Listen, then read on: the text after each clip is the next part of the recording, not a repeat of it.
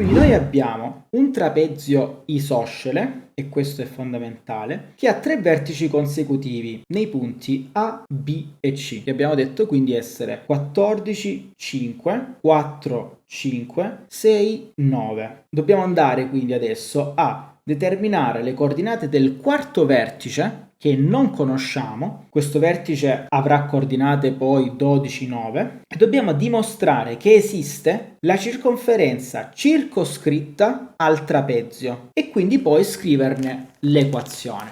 Allora, può sembrare che sia complicato l'esercizio, ma in realtà non lo è a livello teorico quantomeno. Poi non so se i calcoli si vanno a complicare particolarmente, però a livello teorico che cosa abbiamo? Abbiamo una circonferenza e su questa circonferenza qui dobbiamo andare a trovare il nostro trapezio isoscele, che è una figura più o meno di questo tipo. Ora, cioè, uno normalmente potrebbe dire, provo un attimino a imbrogliare, mi disegno i punti, cerco di determinare il punto D come meglio riesco, nel senso che effettivamente questi punti si possono determinare, si possono disegnare, perché che cosa succede? Allora, prendo ad esempio in esame il punto A e il punto B, mi accorgo anche solo guardandoli per come li ho scritti che la Y è la stessa, cioè la Y è identica. Quindi vuol dire che questa retta qui, che è la retta y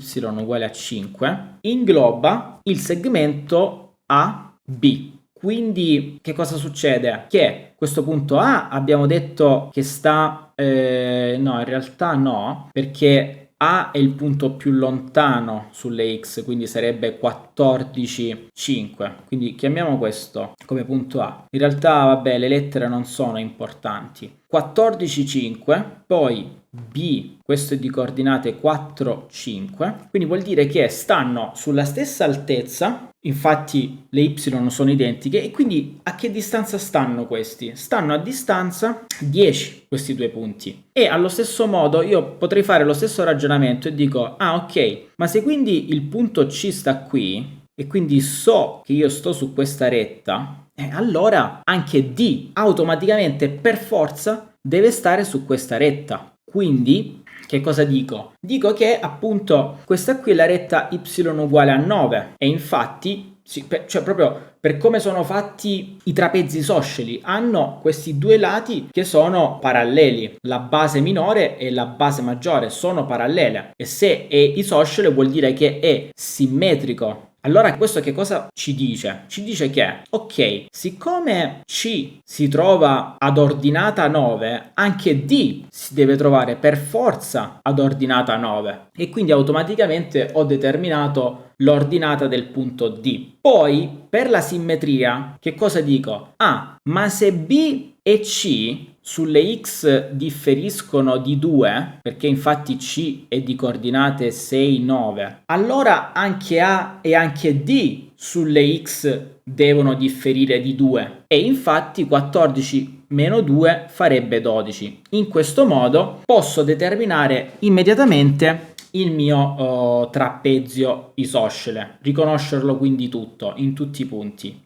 Si può fare anche in un altro modo, ovviamente. Ok, diciamo che se in questo modo non ci saresti arrivato, forse anche nell'altro modo che sto per raccontarti potrebbe risultarti difficile. Però a posteriori vedrai che una volta che appunto ti do questi strumenti e queste idee, poi le fai tue e per una volta successiva l'idea ti viene sicuramente, perché la matematica funziona proprio in questo modo. A furia di esercitarmi, poi le idee che hanno avuto altri le farò mie, rimarranno dentro di me a livello intrinseco per sempre. Io ad esempio non è che qualcuno è venuto a dirmi come risolvere questo esercizio, cioè sono idee che mi stanno venendo sul momento perché conosco abbastanza bene gli oggetti che sto trattando e vedrai che allo stesso modo queste idee verranno in mente anche a te un domani, a patto appunto di esercitarti a sufficienza, perché il trucco è sempre quello, esercitarci a sufficienza. Ora io il punto D l'ho determinato in questo modo qua, però appunto il punto D avrei anche potuto determinarlo a posteriori semplicemente andando a sfruttare poi l'equazione della circonferenza. Lo vedremo successivamente. Adesso supponiamo di non aver trovato il punto D in questo modo qua, con questo ragionamento. Andiamo a trovarlo successivamente. Però in primis devo trovare proprio l'equazione della mia circonferenza. E quindi che cosa faccio? Purtroppo devo prendermi tutti e tre i punti e andare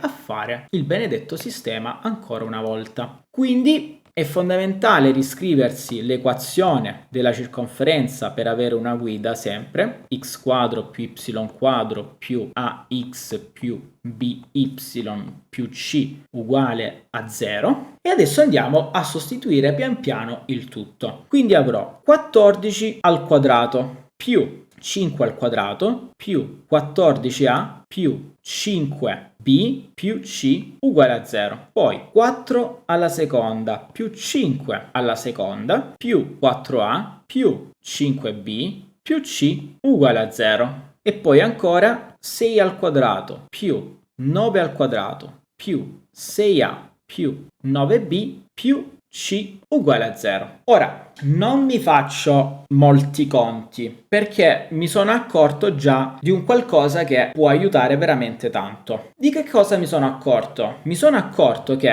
se guardo in particolare le prime due, sono equazioni molto simili tra di loro, e questo in virtù del fatto che i punti che ho sostituito hanno la stessa ordinata. Allora a questo punto che cosa faccio? Tra queste due equazioni io vado ad effettuare una sottrazione, cioè dico alla prima tolgo la seconda. In questo modo qui succede proprio il devasto, perché 5b e 5b si distruggono, c e c si distruggono, 5 al quadrato con 5 al quadrato si distruggono, quindi esce veramente un qualcosa di molto facile. Quindi ovviamente se vado a notare una certa simmetria, una certa somiglianza tra le equazioni, devo cercare di sfruttarla. Quindi ho detto che faccio una sottrazione. Allora, come vediamo, appunto, c e c si distruggono, 5b si distruggono, 5 al quadrato con 5 al quadrato vanno via. Cos'è che mi rimane quindi? Mi rimane un 14 al quadrato meno 4 al quadrato, 14a meno 4a, quindi qui dico direttamente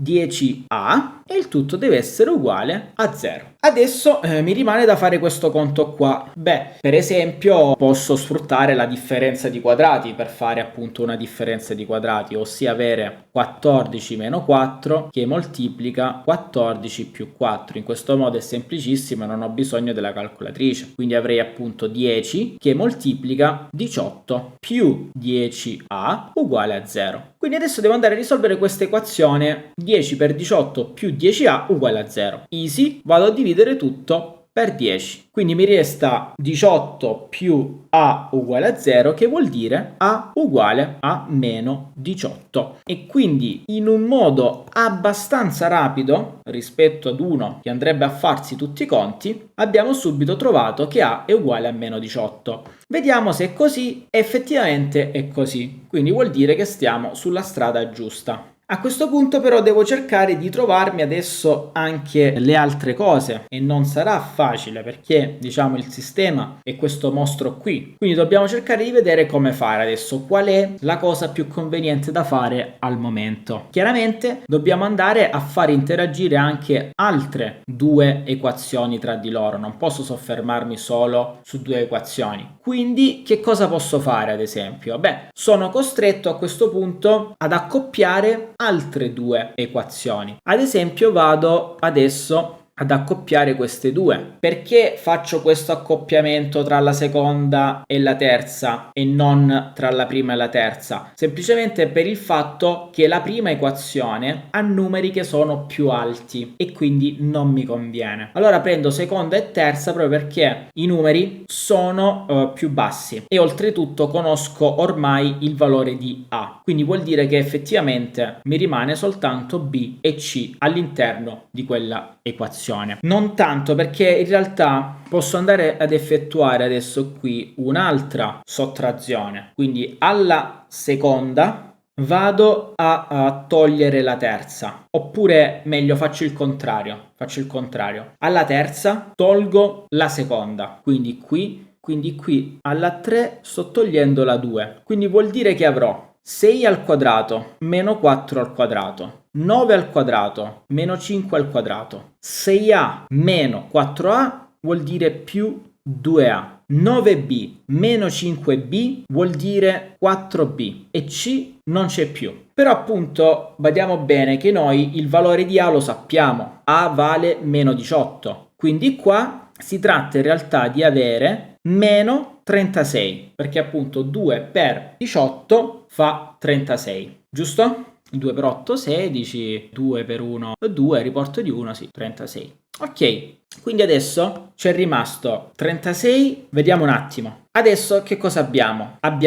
Vediamo questo 6 al quadrato, ma 6 al quadrato è proprio 36, quindi vuol dire che questa cosa qui la distruggo con questa cosa qui. Poi vediamo un po' cosa è rimasto. Quindi c'è rimasto 9 al quadrato meno 5 al quadrato meno 4 al quadrato più 4b uguale a 0. Sono rimaste solo queste cose qua e a questo punto non resta che fare i conti. Quindi noi abbiamo praticamente 81 meno 25 meno 16 più 4b uguale a 0. Adesso 25 e 16, se sommati insieme, fanno proprio 41. Quindi 81 meno 41 e sto a 40. Porto il 40 dall'altra parte, quindi 4b uguale a meno 40 e poi per trovare b divido tutto per 4. Quindi ho trovato che b è uguale a meno 10. E anche qui ci siamo salvati parecchio, ci è andata molto bene per trovare b, non abbiamo fatto chissà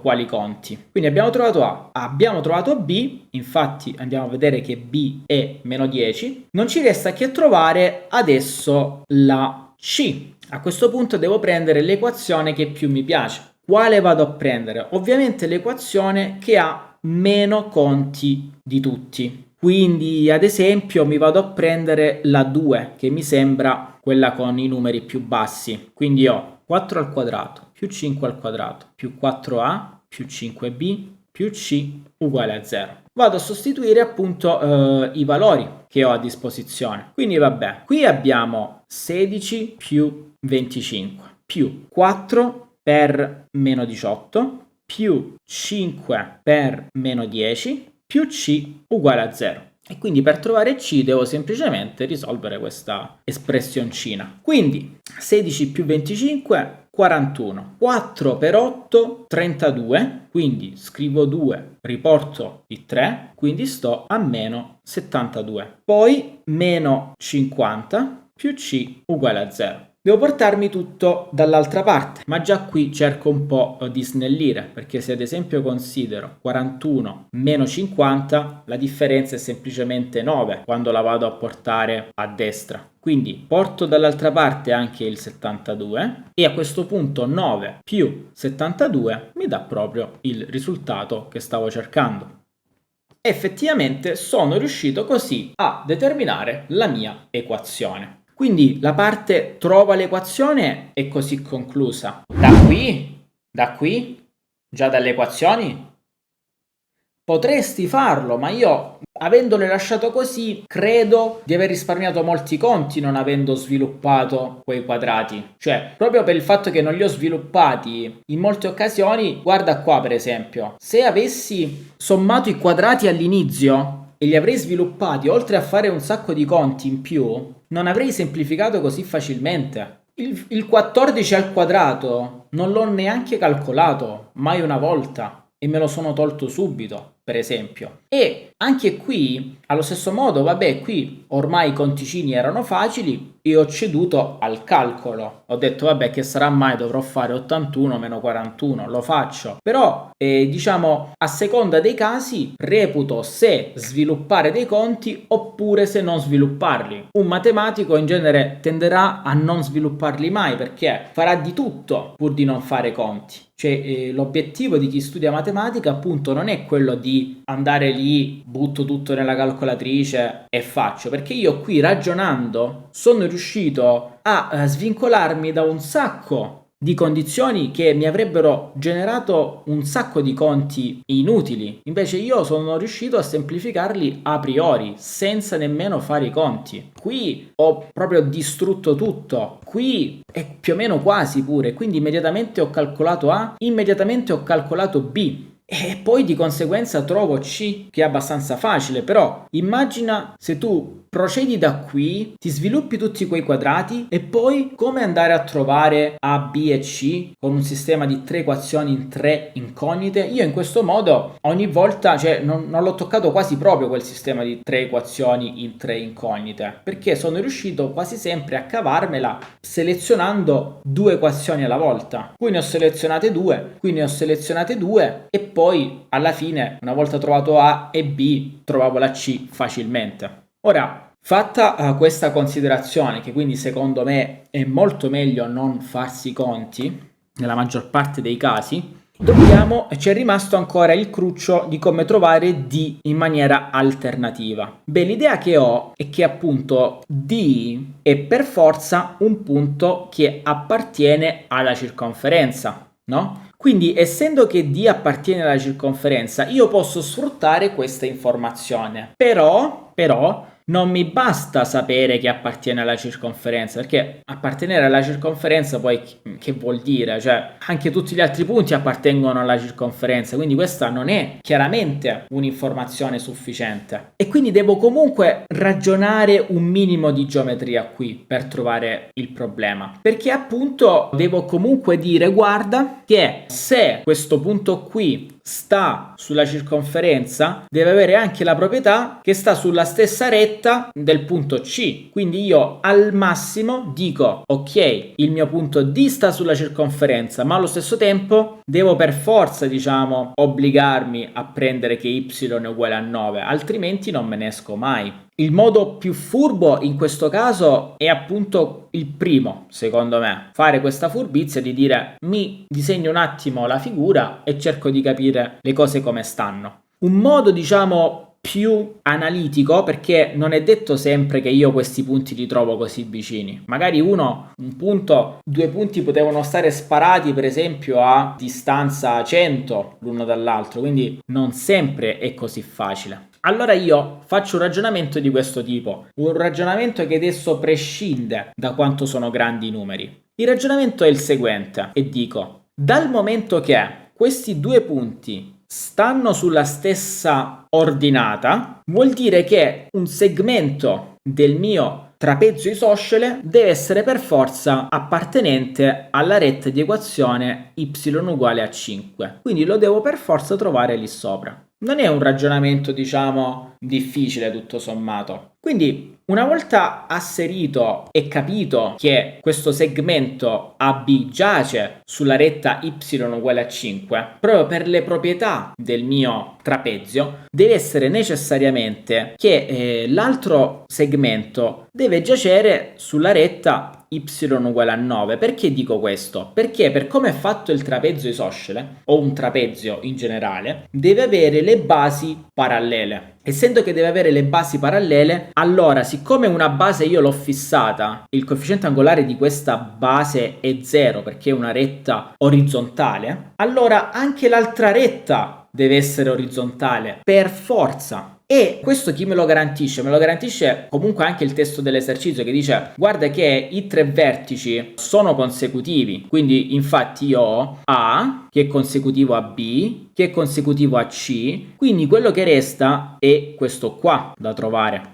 Allora tutte queste informazioni contribuiscono a dirmi guarda che è obbligatorio che il punto D te lo trovi su quella retta orizzontale, perché se appunto il coefficiente angolare della prima base è 0, ossia è parallelo all'asse delle x, anche il coefficiente angolare del segmento di sopra deve essere 0, ossia parallelo anch'esso all'asse delle x, perché i due segmenti devono essere paralleli tra di loro. Detto ciò, quindi, che cosa vuol dire? Posso andare a determinarmi il punto D come intersezione tra la circonferenza e la retta y uguale a 9. In questo modo è complicato dirlo, ma è facile a farlo. Vuol dire semplicemente prendi 9, sostituiscilo nell'equazione della circonferenza. Quindi avrei x al quadrato più 9 al quadrato meno 18x meno 10 per 9 più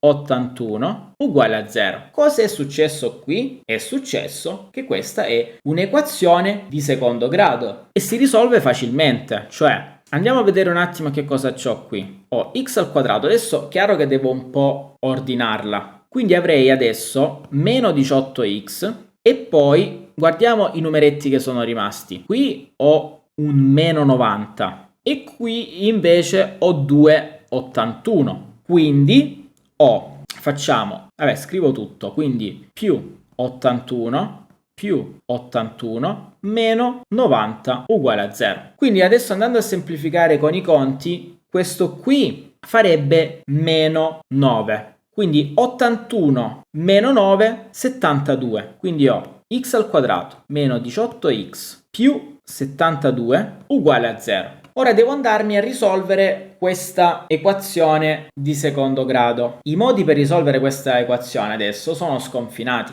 ne ho tanti. O uso il delta quarti, oppure un'altra strategia, diciamo, ancora migliore. Però supponiamo appunto di volerla risolvere per esempio con il delta, oppure diciamo ce n'è ancora un'altra che sarebbe quella di pensare a due numeri la cui somma faccia meno 18 e il cui prodotto faccia 72. Ce ne sono veramente tanti, però voglio sfruttare il più intelligente di tutti, che è questo. Siccome so che non solo il mio D è l'unico risultato di questa equazione di secondo grado, ma anche questo è una soluzione che viene determinata nello stesso identico modo, ossia sto facendo incontrare la retta con la circonferenza. Se questa equazione vale per questo punto D, vale anche per questo punto C. Quindi questo mi sta suggerendo che in realtà anche il punto C è una soluzione di questa equazione, il che vuol dire che da questa soluzione di secondo grado automaticamente il punto x uguale a 6 è una soluzione, necessariamente. E come mi va ad aiutare questa cosa qui? Beh, da qui appunto che vedi quanto uno sa di matematica, perché le soluzioni di un'equazione di secondo grado, qual è, diciamo, la cosa che sappiamo? Sappiamo che se io vado a prendere x1 per x2 e le vado a moltiplicare tra di loro, ottengo proprio c fratto a. Ma io qui so tutto a questo punto, perché? Perché C vale 72, A vale 1. La x2 non la conosco, ma conosco la x con 1, che vale 6. E allora dico, per trovare x2, divido tutto per 6. E quindi ho 72 diviso 6. 72 diviso 6 dà proprio 12. 6 per 2, 12, scrivo 2, riporto di 1. 6 per 1, 6, con 1 arrivo a 7, quindi 72. Questo è il modo più facile che ho per risolvere l'equazione di secondo grado. Non ci sono modi più facili di questo. Perché? Perché vado a sfruttare l'idea del fatto che anche l'altro punto fa parte delle mie soluzioni. Però appunto, se non ci arrivo a questo, niente panico, uno può anche risolvere questa equazione nella maniera più brutale possibile, quindi andarsi ad effettuare un delta. Oppure, ripeto, trovando due numeri la cui somma faccia meno 18 e il prodotto faccia 72. In questo caso, appunto, si poteva pensare, ad esempio, a x meno 6 che moltiplica x meno 12. E infatti meno 6 e meno 12 fa meno 18, meno 6 per meno 12 fa 72, però anche qui ancora diciamo uno deve avere l'idea, ci deve arrivare. Invece il metodo più semplice che prescinde da tutte le possibili idee è quello di usare la formula meno b mezzi più o meno la radice di b mezzi al quadrato meno c.